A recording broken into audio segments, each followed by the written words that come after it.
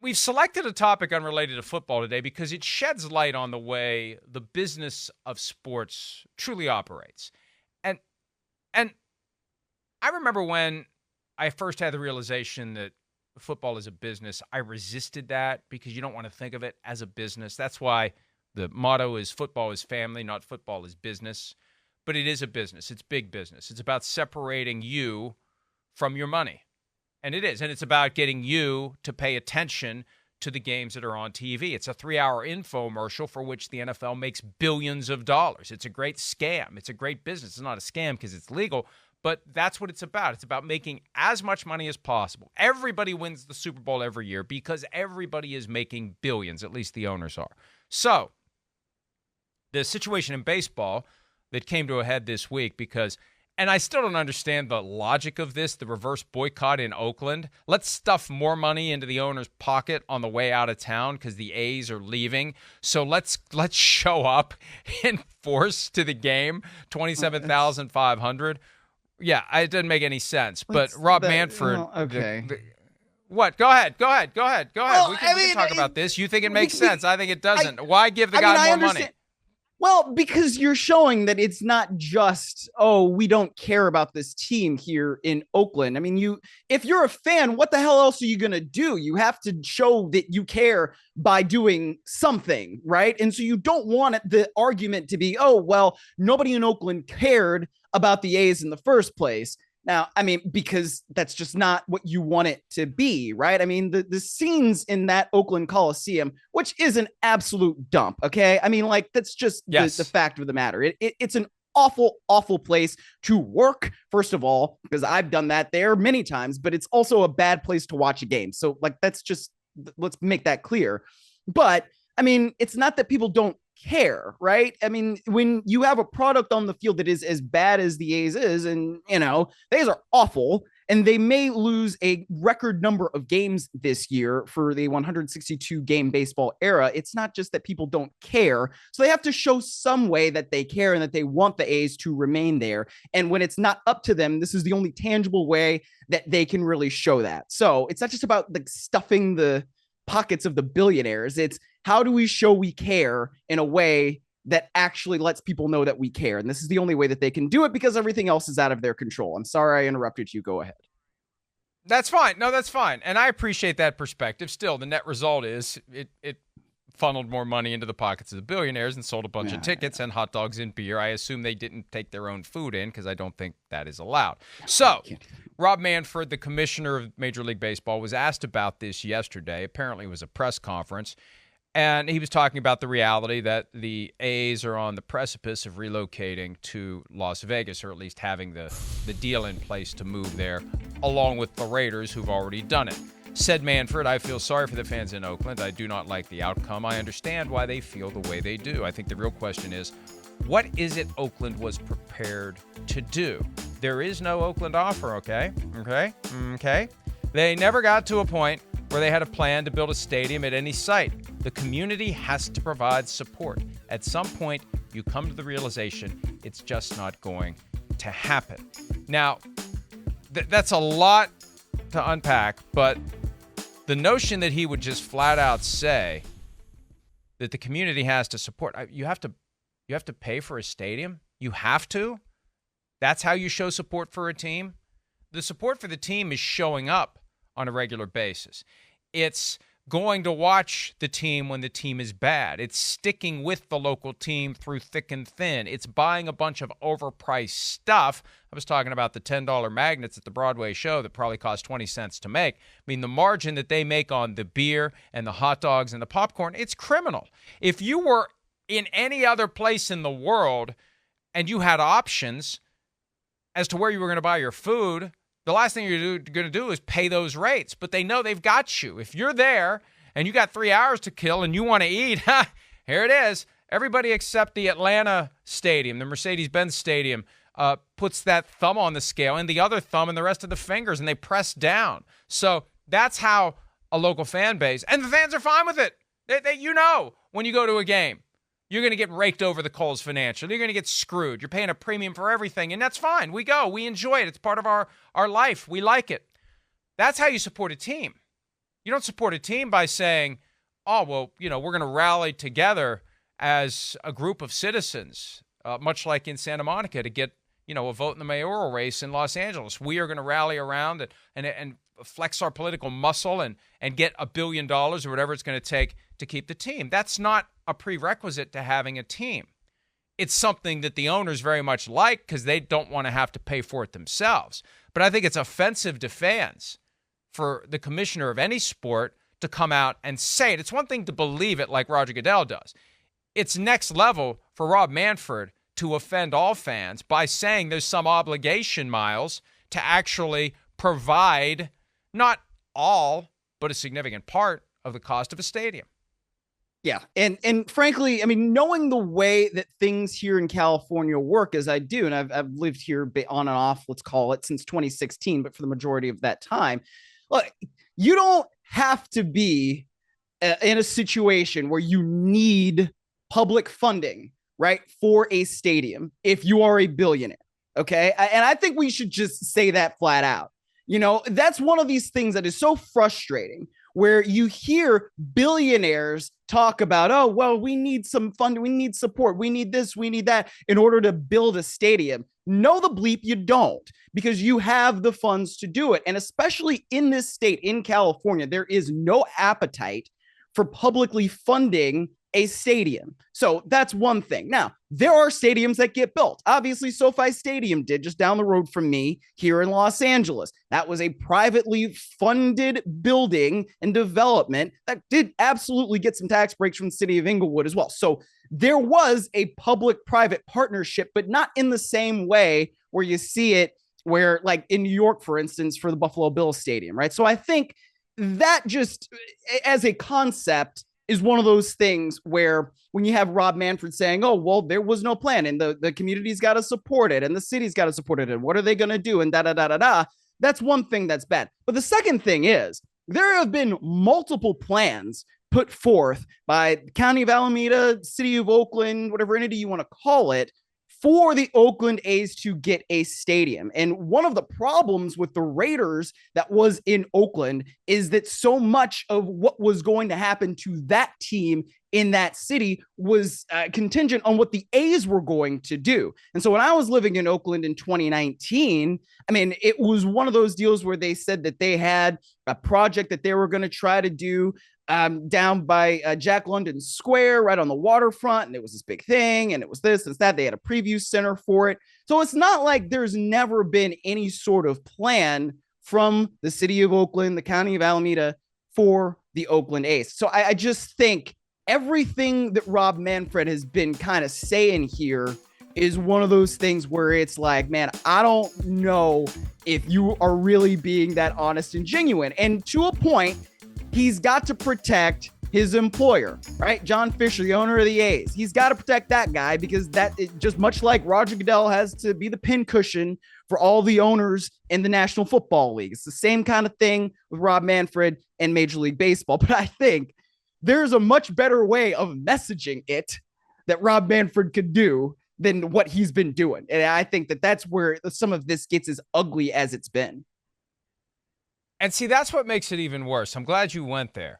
Not only is it incredibly crass for Rob Manfred to say the community has an obligation to support the team, he's not telling the truth about the efforts made by the community to, wait for it, support the team.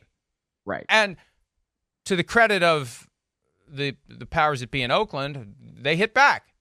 And, of course, the statement was issued, and I think we have it. But the bottom line is, as the mayor of Oakland, Sheng Tao, said through a spokesperson, this is just totally false. It was a very concrete proposal under discussion, and Oakland had gone above and beyond clear hurdles, including securing funding for infrastructure, providing environmental review, and working with other agencies to finalize approval. The reality is the A's ownership had insisted on a multi-billion-dollar 55-acre project that included ballpark, residential, commercial, and retail space in Las Vegas. For whatever reason, they seemed satisfied with a 9-acre leased ballpark on leased land. If they had proposed a similar project in Oakland, we feel confident a new ballpark would already be under construction. Oakland showed its commitment to the A's, and that is why the A's belong in Oakland. So you say the quiet thing out loud that commissioners like Roger Goodell never say out loud. And then that thing you say in this specific setting is false. There were efforts made. And see, this is where it meshes with the fictional team that tried to leave Cleveland some 30 years ago before you were born in the movie Major League, where the owner may just be hell-bent on getting out of town.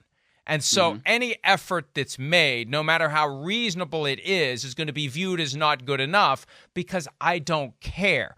I'm just going through the motions here until I can pull up the stakes and move the big top to a place where I choose to be, much like your former employer Stan Kroenke did, frankly, in St. Louis. They would have found a way to keep the Rams there. He didn't want to stay. He wanted to pay for a stadium that he thought would generate a significant return on his investment, and I'm sure that it has and will continue to do so.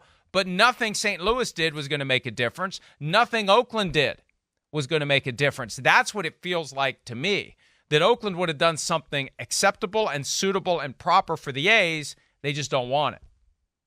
Absolutely. And that's kind of what the problem is, right? When you have a threat of relocation, sometimes the threat actually is just, yeah, no, we're going to do this because this is what I want to do and I'm a billionaire and I can do this, versus we don't really want to move. We just have to say something to get you to do what it is that we want to do. So, I mean, the parallel that you made with St. Louis and the Rams, I think is absolutely proper. And I lived through it. And, you know, I'm very sensitive to it too, because I grew up in Cleveland and Baltimore took my team away from me. And so there's also a part of me that's like, well, if I trash this particular move with the Rams, like, it is a little bit hypocritical, if not a lot hypocritical, because it undoubtedly benefited me in my life personally and professionally. And I live here now, so that's also part of it. But I think when you look at that aspect of things, right, where it was Stan Kroenke and the league wanted the Rams back in Los Angeles in that particular project, right, that's just kind of the way it worked out. And St. Louis got bleeped by it. And the fact of the matter is, the league wanted the Rams back out here with that particular project because you now have a world-class stadium and you've got the West Coast NFL headquarters right there. I mean, it is literally on the same campus. That is where NFL Network is broadcast from. So that's where it gets difficult when you have a league and an owner and a team that wants to be in a certain place. More often than not, it's going to happen. And that's the unfortunate reality. And it means that fans, unfortunately, do not matter in the equation because the league, the owner, the team have determined that they can make more money by being in a different location. And that is something that, you know, as somebody who likes sports and who has watched sports for all my life and cares about fan bases, like, that sucks. That sucks as a reality. But it is the reality, and it gets back to football is business, baseball is business, basketball is business, hockey is business, any professional sport where they charge you to get in, and they're trying to make as much money as possible to further feather the nest of the Scrooge McDuck who owns the team. It's all about maximizing revenue and making business decisions. And they will swap out one fan base for the other. They'll do it. They won't hesitate to do it. There's no loyalty there. Loyalty's bought and paid for in the NFL. I used the line from Dwight Schrute about loyalty. I'm very loyal, and I like to think I'm being paid for my loyalty. And if someone else would like to pay me more for my loyalty, they'll have my loyalty. That's what happens. And so there's two ways that it goes down. And the way it's going down in Oakland is, and this is what makes what Manfred said yesterday even more offensive. It's not a situation where Oakland's saying, too bad, we're not doing anything. We can't do anything. They're actually finding a way to try to do something at a time when the appetite in California is you're on your own. Mm-hmm. That's one way that it happens, where you're going to leave no matter what. You're just going through the motions, and you're never going to accept whatever is offered because you're hell-bent on leaving. That's the Kroenke model. The other model is the Modell model, and I know that this brings back bad memories for you from your young childhood when the Browns up and left, but This is a situation where you try your damnedest to get something, and whatever you're getting isn't good enough.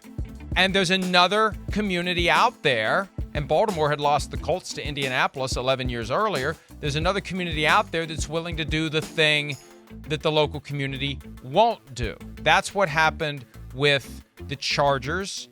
That's what happened with who else? The Raiders. That's what happened with them. The Raiders didn't have a deal from Oakland. The Raiders didn't walk away from a potential deal. They had no deal. And then here comes Las Vegas with $750 million to build them a stadium. So that's what happens.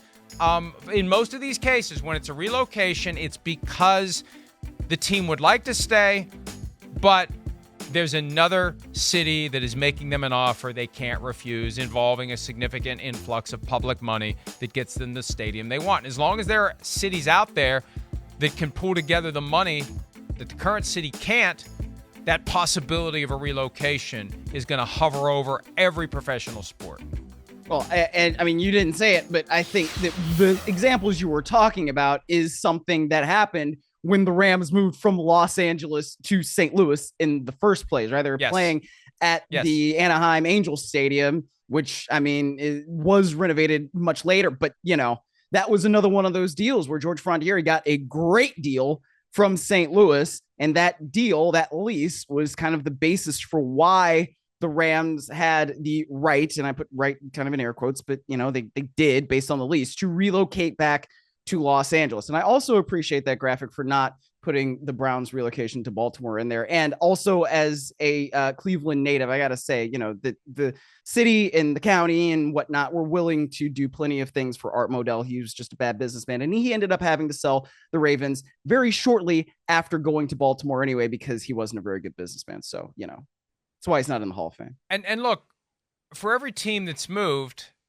there are teams that have used that unspoken, and sometimes they have to say it out loud, at least to the local politicians, to get their attention. They did that in Minnesota more than a decade ago, because the Vikings were in that hey, we got to get a stadium at some point. We got to work this out at some point. Red McCombs ultimately sold the team in 2005 to the Wilfs because he gave up on the efforts to try to build a new stadium in Minnesota. I remember, Myles, back in 95 when the Browns moved to Baltimore, I thought, hey, you know what? Maybe the Vikings will move to Cleveland. They're just 2 hours up the road. I could deal with that. Now, and I was kind of conflicted because during that period in Vikings history, it's like, even though I don't live in Minnesota and I can't easily go to the games, they're not the same team if they're not in Minnesota, so I kind of wanted them to stay. But it was an extended period of time of uncertainty, and it took, I remember we probably wrote about it at PFT, because it happened in 2011 or so. Art Rooney, who was in charge of whatever they called that committee, the stadium committee, not the relocation committee, because that kind of gives up what they're up to. But he went up there and spoke to the politicians, and behind closed doors, he told them in no uncertain terms, if you don't do this, they're leaving. Period. They're leaving, and we'll support their effort to leave if you don't do this. And then they finally did it. And they've got this beautiful world-class facility now in Minnesota. It's already paid for itself. Everything's worked out. But it ultimately took a significant public investment. And sometimes you got to scare the crap out of the local politicians who don't want to have their legacies tied to losing the team. They'll dig deep and come up with taxpayer money that if you put it out to a vote, it wouldn't prevail. That's the great irony here. You can find a way, if you're a billionaire sports owner, to work the politicians who are already in place to give you the money you want, knowing that if that specific proposition was ever put out to the electorate, it would fail. That's what's amazing to me, that these deals keep getting done because they go to the politicians who are willing to expend their political capital on it because they don't think they're ever going to get voted out because they supported it. They're concerned if they don't support it and the team leaves, that's a stain on them. Well, and we know that these things fail because it did fail in San Diego, right? There was a proposal to get a new stadium in San Diego before they moved ultimately up to Los Angeles, and it was put to a vote, and the vote failed, right? And it was never going to be that close, and we all kind of knew that that was going to be the outcome, but it was the outcome because, as you say, there is no real appetite to use taxpayer dollars for that purpose when you have all kinds of other things that taxpayer dollars can and probably should be used for. So that's, I think, just one tangible example of what it is that we're talking about. Hi, it's Mike Florio. Thanks for watching PFT on YouTube. Hit subscribe for the latest news and analysis from Pro Football Talk.